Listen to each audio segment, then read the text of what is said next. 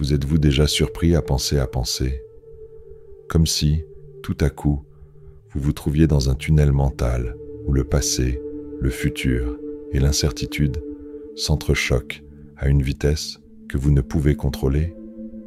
Vous êtes allongé sur votre lit, votre corps immobile, mais votre esprit s'emballe. Une partie de vous revit une erreur passée, une autre calcule votre journée de demain, et une troisième est simplement inquiète. Sans raison, sans fin, ce n'est pas rare, c'est la nouvelle norme. Nous vivons à une époque où le silence est devenu inconfortable et où l'esprit est un champ de bataille permanent. Penser est devenu synonyme d'être en vie, mais et si ce n'était qu'une illusion? Et si cet excès de réflexion n'était pas une conscience élevée, mais un déguisement pour fuir? Un symptôme de quelque chose de plus profond, la difficulté d'être simplement soi-même. Nous sommes conditionnés à croire qu'un esprit agité est un esprit productif, qu'être toujours alerte est synonyme de compétence. Mais dans la pratique, cet état permanent d'agitation mentale a un prix: épuisement, anxiété, insomnie, absence. Vous êtes dans votre corps, mais vous n'êtes pas dans la vie. Et le plus effrayant, nous nous y sommes habitués. Nous nous sommes habitués à vivre comme si penser était notre seule fonction. Mais la pensée est un outil, pas une identité. Et lorsque vous portez un outil tranchant tout le temps, tôt ou tard, il commence à vous blesser. La vérité est dure, mais nécessaire. Trop penser nous éloigne de nous-mêmes. Et plus nous essayons de tout comprendre avec notre esprit, moins nous ressentons ce qui compte vraiment. Ce n'est pas un hasard si vos moments de plus grande lucidité ne surviennent pas pendant une crise de pensée, mais plutôt sous la douche, lors d'une promenade, en regardant le plafond. C'est lorsque vous vous arrêtez que quelque chose en vous peut enfin émerger. Cette vidéo n'a pas pour but de vous apprendre à arrêter de penser comme une astuce de productivité. C'est une invitation à regarder honnêtement ce qui se passe en vous, à reconnaître que la paix que vous recherchez tant se trouve peut-être exactement là où vous avez appris à l'éviter, dans le silence, et que peut-être, juste peut-être, ce dont vous avez le plus besoin maintenant, ce n'est pas plus d'efforts mentaux, mais d'espace pour respirer.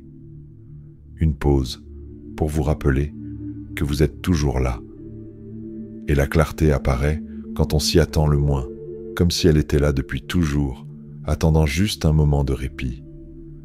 Parce que la pensée en soi n'est pas le problème. Le vrai problème, c'est l'insistance à ne pas arrêter de penser, comme si notre survie en dépendait. Lorsque l'esprit ne se tait jamais, les pensées cessent d'être des outils et se transforment en bruit, un bourdonnement de fond qui consomme notre énergie sans que nous nous en rendions compte. La science a déjà démontré que nous passons plus de 47% de notre temps à rêvasser, selon une étude de Harvard. Cela signifie que près de la moitié de notre vie n'est pas vécue dans le moment présent, mais dans un récit mental, souvent sur des choses qui se sont déjà produites ou qui ne se produiront peut-être jamais. Et dans ce mouvement constant, la conscience se perd, ensevelie sous le poids de l'excès. La plupart des pensées qui nous occupent sont des répétitions, des versions recyclées de doutes, de peurs et de frustrations anciennes, comme des fichiers corrompus que nous nous obstinons à ouvrir dans l'espoir qu'un jour ils auront un sens. Mais ce n'est pas le cas. Ils ne font qu'occuper de l'espace. Le cerveau, dans son empressement à prévoir et à contrôler, ressort des problèmes qui ont déjà été résolus ou qui n'ont jamais existé.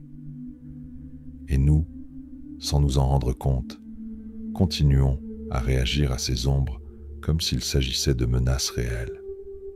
C'est là le piège. Nous croyons que nous sommes productifs parce que nous sommes mentalement actifs. Mais être mentalement actif n'est pas la même chose qu'être conscient. Être conscient, c'est autre chose. C'est laisser passer les pensées sans que chacune d'entre elles doive être suivie, examinée, jugée. C'est réaliser que toutes les pensées ne méritent pas notre attention. Et, plus important encore, que vous n'avez pas besoin de vous identifier à chacune d'entre elles. Dans la nature, tout respire par cycle. La mer avance et recule. Le cœur s'accélère et ralentit. Mais notre esprit refuse souvent de reculer. C'est pourquoi la musique change lorsque vous cessez de l'analyser. Parce que lorsque vous éteignez enfin votre voix intérieure, ce qui vous entoure se révèle. Vous n'entendez pas seulement avec vos oreilles, mais avec tout votre corps. C'est ça, la présence. C'est quand vous cessez de considérer vos pensées comme le centre de l'univers et que vous recommencez à voir le monde sans le prisme du contrôle. Ce n'est pas l'absence d'activité, c'est la pleine conscience. C'est marcher dans le parc et être vraiment là, sans porter le poids d'une vieille dispute ou l'anticipation anxieuse de ce qui va suivre. Les pensées façonnent votre réalité, mais seulement si vous les laissez faire. Le paradoxe est le suivant. Plus vous réagissez à chaque pensée comme si c'était un ordre, plus vous vous retrouvez prisonnier. Mais lorsque vous commencez à observer au lieu d'obéir, vous vous libérez. Non pas parce que vous avez éliminé les pensées, mais parce que vous avez cessé de construire des châteaux sur chacune d'elles. C'est la porte d'entrée vers une conscience réelle. Et elle s'ouvre dans le silence. Le silence n'est pas vide. C'est la partie de la musique qui donne tout son sens à la mélodie. Pourtant, on nous a appris à le craindre, comme s'il menaçait notre productivité, notre identité, notre valeur. Nous avons grandi en croyant que si nous ne pensons pas à quelque chose, nous perdons notre temps. Et ainsi, nous sommes devenus prisonniers d'un esprit hyperactif, toujours en train de planifier, de juger, d'anticiper. Avez-vous déjà remarqué que même les moments de repos s'accompagnent d'une subtile culpabilité? C'est comme si nous étions redevables au temps, devant rendre des comptes pour chaque seconde où nous existons, sans but précis. Ce schéma mental, renforcé par des années de conditionnement, est épuisant. Plus encore, il nous prive du présent. Vivre prisonnier de son propre esprit, c'est comme regarder la vie depuis l'intérieur d'une vitrine. Vous voyez tout, mais vous ne touchez rien.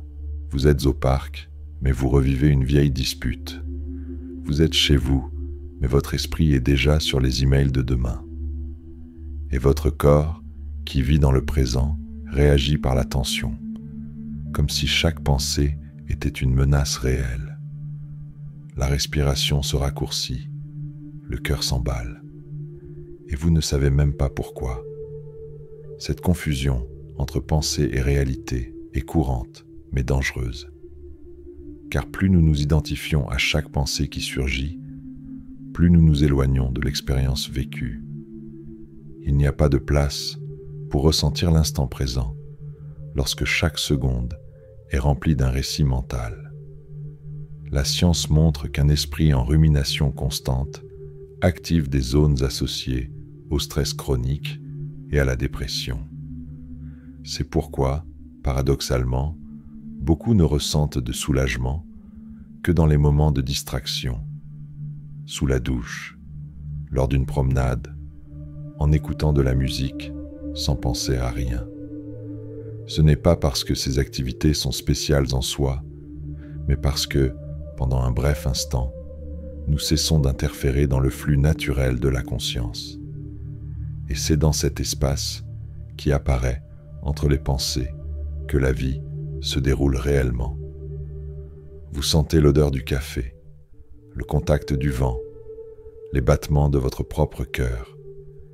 Il n'y a pas de jugement, d'objectif, d'obligation. seulement la présence.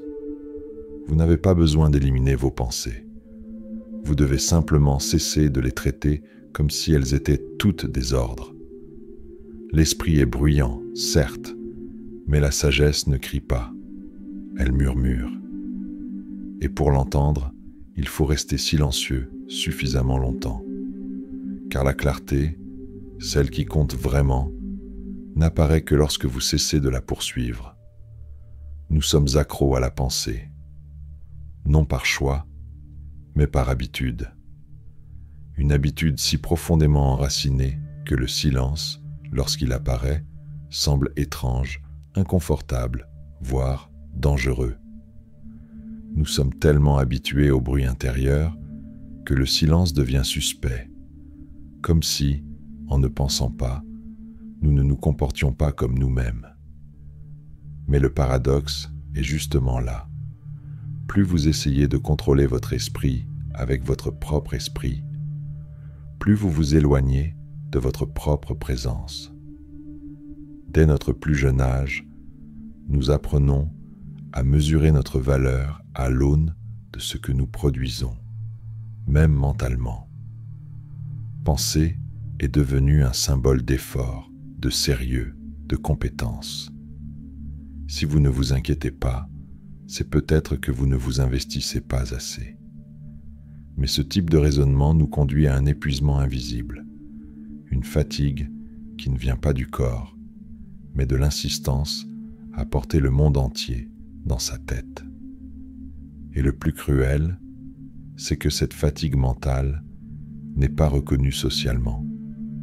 Personne ne voit l'effort que cela demande d'être toujours tourné vers l'avenir, de repasser chaque erreur du passé, d'essayer de prévoir toutes les réactions, d'imaginer toutes les issues possibles.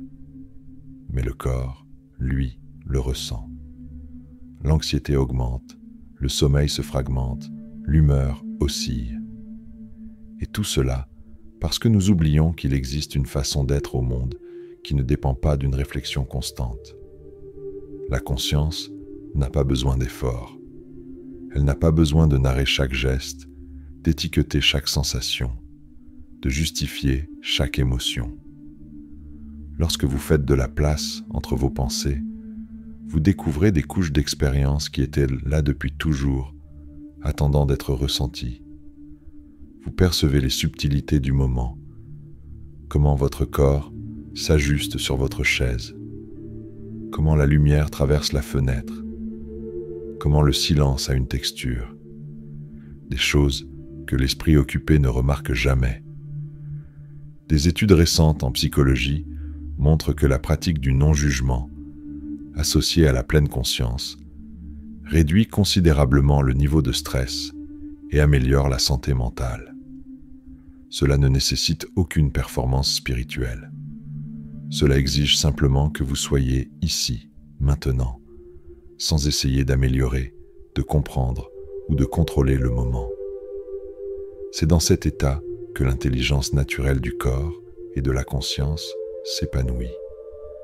Ce type de sagesse qui n'a pas besoin d'une liste de pour et de contre, qui ne se précipite pas pour répondre juste pour éviter le silence, qui ne ressent pas le besoin de se prouver tout le temps. Cette sagesse est déjà en vous, mais elle est enfouie sous un excès de pensée. La présence n'est pas magique, c'est une pratique. Et plus vous lui faites confiance, plus vous vous rendez compte que penser tout le temps n'est pas synonyme de clarté, mais plutôt de tension déguisée en effort. La véritable clarté apparaît lorsque l'esprit se retire et que le corps s'aligne, enfin, sur l'instant présent. Lorsque cela se produit, tout en vous ralentit. Et à ce rythme plus lent, vous réalisez que vous n'avez nulle part où aller. Nous vivons dans un monde où le calme est devenu synonyme de paresse. Rester silencieux est inconfortable. Ne rien faire semble mal. Mais il y a une grande différence entre la paresse et la présence. La première paralyse, la seconde éveille. Et c'est précisément cette différence que peu de gens parviennent à percevoir, car ils ont été conditionnés à croire que la valeur personnelle vient de l'agitation constante, même si cette agitation est purement mentale.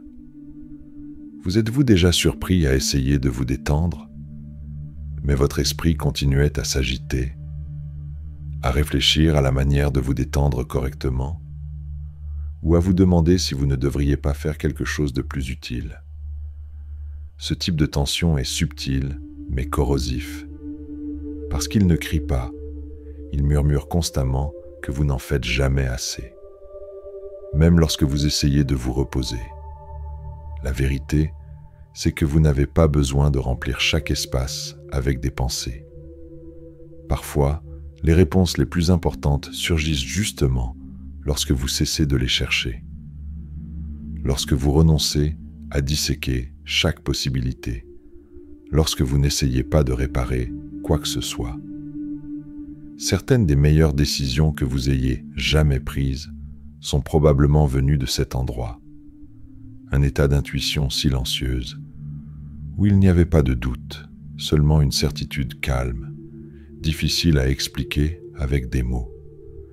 Ce genre de clarté ne vient pas d'une réflexion compulsive. Elle vient de la confiance dans le silence. Et cela fait peur, parce que le silence exige la reddition. Il vous demande de faire confiance à quelque chose que vous ne pouvez ni mesurer, ni prouver immédiatement. Mais c'est là que vous trouvez la liberté que vous recherchez sans cesse dans 1000 pensées différentes. Pensez-y. Vous n'avez pas besoin de donner votre avis sur tout ce que vous entendez. Vous n'avez pas besoin de traiter toutes les informations, de prévoir toutes les conséquences, ni de répondre à toutes les pensées qui vous traversent l'esprit. Il y a de la force dans le fait de ne pas agir. Il y a du pouvoir dans le fait d'observer sans réagir. La science du comportement humain a déjà démontré que les personnes qui pratiquent l'autorégulation mentale, c'est-à-dire qui développent la capacité d'observer leurs propres pensées sans agir de manière impulsive, présentent des niveaux de bien-être plus élevés, une prise de décision plus précise et des relations plus saines. Ce n'est pas parce que ces personnes sont plus intelligentes. C'est parce qu'elles ont appris à ne pas lutter contre le silence. Elles ont appris à le reconnaître comme un allié, et non comme une absence. Et lorsque vous commencez à considérer la pensée comme une option et non comme une obligation, quelque chose change. Vous réalisez que tout ne doit pas être résolu immédiatement, qu'il y a des moments où le simple fait d'être présent suffit, car, en fin de compte, l'esprit peut être un outil tranchant, mais vous n'êtes pas fait pour vivre avec une lame toujours contre la peau. C'est pourquoi vous ne devez pas penser tout le temps. Non pas parce que la pensée est un ennemi, mais parce que la paix ne crie pas. Elle attend. Et elle apparaît lorsque vous cessez de remplir chaque seconde de bruit. Il y a des moments où l'esprit, aussi rapide soit-il, doit apprendre à se taire pour que ce qui compte vraiment puisse être entendu. Et ce silence, qui semblait auparavant inconfortable, commence à révéler sa véritable nature. Un refuge, un foyer, un souvenir de qui vous étiez avant que tout ne devienne si bruyant. La prochaine fois que vous ressentirez le besoin urgent de remplir le silence avec une activité mentale, respirez. Respirez simplement et laissez le silence s'installer pendant quelques secondes supplémentaires. Non pas pour que quelque chose de magique se produise, mais pour rappeler à votre corps et à votre conscience qu'il n'y a pas besoin de courir, car ce que vous recherchez avec tant d'efforts est peut-être déjà là, dans cette pause.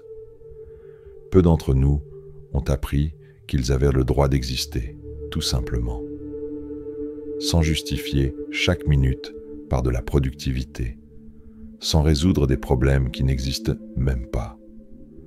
Notre culture célèbre la voix la plus forte, la pensée la plus rapide, l'esprit le plus occupé. Mais personne ne parle de la force de ceux qui choisissent de ne pas réagir, de ne pas se précipiter, de ne pas se perdre dans des récits mentaux qui n'apportent rien. Vous n'êtes pas brisé. Vous êtes fatigué de vivre mentalement à l'excès. Et c'est différent. La paix que vous recherchez ne se trouve pas dans le prochain cours, le prochain livre ou le prochain plan parfait. Elle se trouve sous le bruit, attendant que vous vous souveniez comment c'est d'exister sans avoir à s'expliquer. Et quand le silence arrivera, ne le traitez pas comme un intrus. Accueillez-le comme un vieil ami. Car c'est lui qui vous rappellera ce qui a toujours été avec vous, même lorsque vous l'avez oublié. Votre conscience la plus profonde, la plus stable, la plus présente.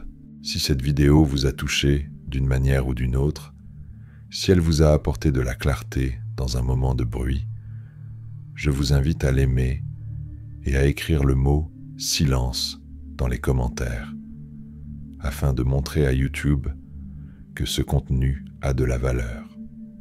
Ces actions, en plus d'être simples, aident ce contenu à atteindre ceux qui vivent peut-être exactement ce que vous avez vécu jusqu'à présent.